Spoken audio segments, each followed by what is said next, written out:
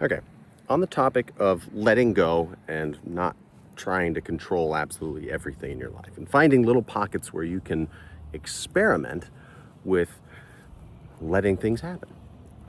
I had a fun experience just a couple nights ago where I was playing around with a kind of a meditation technique where you quote unquote follow your breath. Okay, and this is the first time where that actually made sense. Now, I had the assistance of cannabis, which is an amazing tool for this kind of thing. But the general idea is that, okay, so your breath can be consciously controlled, or it can just kind of do its own thing automatically, right? It's like you have either option. I can choose to breathe. I can override at any time and modify my breathing. And when I'm not paying attention to it, it takes care of itself, right? Now, where it gets fun is if you can, get yourself comfortable, have a seat, lay down, whatever, and put your conscious attention on your breath, but not any control.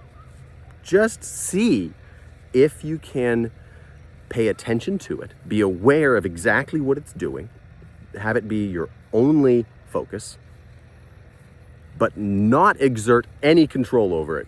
Purely be a passive observer and see if you can do that. And I don't think I could do it before I tried it just last night, or not last night, 2 nights ago. And again, the cannabis helped. But it was wild. It was honestly kind of trippy.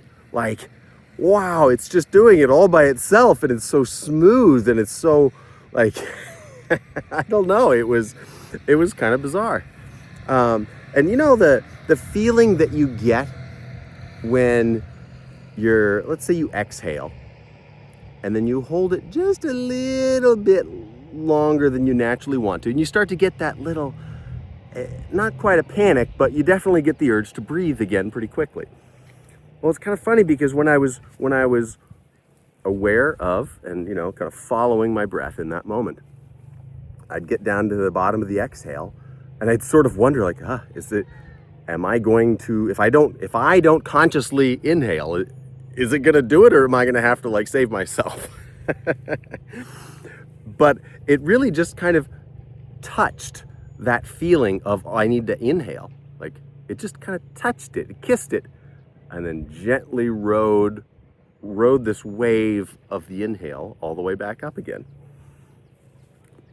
Anyway, it was a fun little activity to get in touch with a small area of life where I could practice letting go of control and experience that life kept on going. And I think I know this is kind of an odd example, like, well, yeah, no duh that you'll breathe. But at the same time, I'm telling you, it's a little different when you try it. Like, can you be totally consciously focused on your breathing, but not exert any conscious control over the breath itself? Anyway, I highly recommend it, and I want to play around with that more. It was fun, and I'm just kind of adding it to my list of ways that I can remind myself that letting go of control, not only is it possible, but it actually helps. And it's just a fun way to try. All right, I'll see you next time. Hold that thought. I actually need to add something to that. It was really one of the main points I was going to make, but I forgot. Okay. So while you're playing with this breathing thing,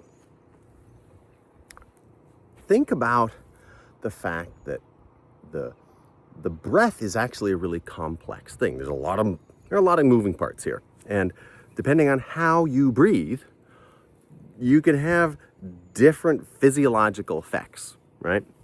Depending on if you're breathing way up into your neck and stuff, or if you're breathing down in your belly nice and slow, all that kind of stuff. Or if you're let's say you're doing a really quick inhale and a long exhale, or if let's say you're exhaling just like really quickly and then a long inhale. They all have different effects.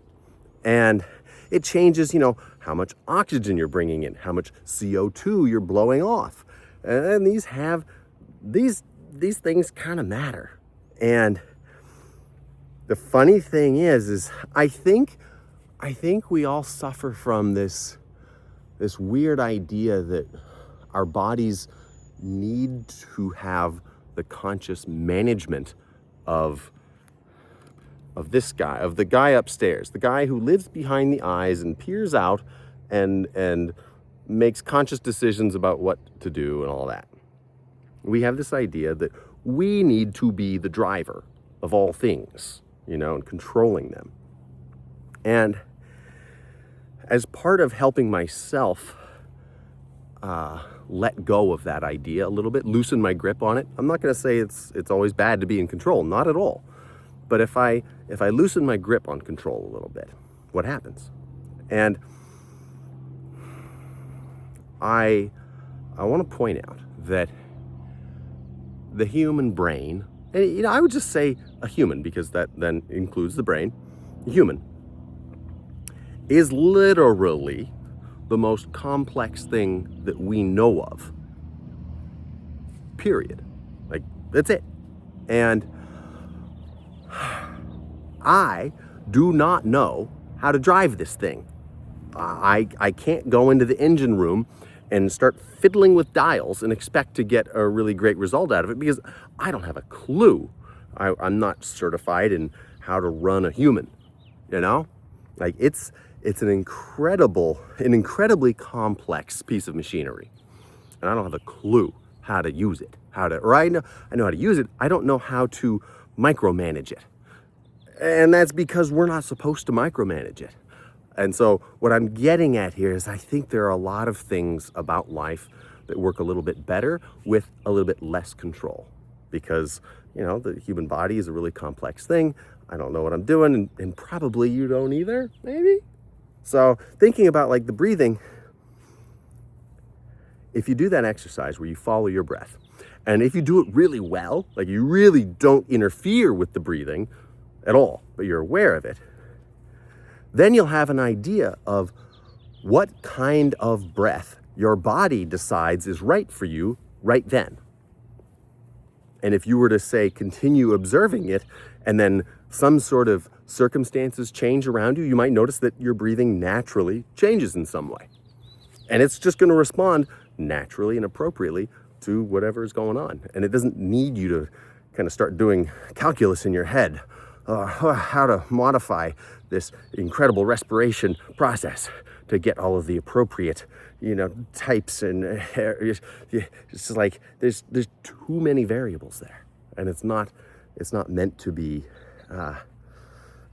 meant to be tampered with too much.